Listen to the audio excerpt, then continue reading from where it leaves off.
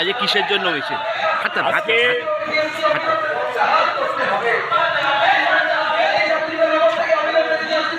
কেন্দ্রীয় সরকারের অত্যাচারী নীতি, বর্বরতা, তার সার্বিক প্রতিবাদে প্রায় 500 বেশি মেডিসিন, যেই মেডিসিনটা জীবনদায়ী, সেই মেডিসিনের দাম বৃদ্ধি করেছে।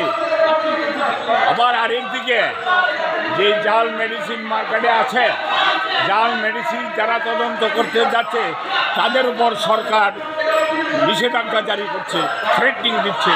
এরই প্রতিবাদে এবং সাথে আছে 26,000 শিক্ষককে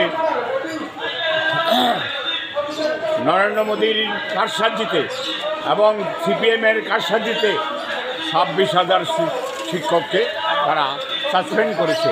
এর বিরুদ্ধে নিন্দা জানায়।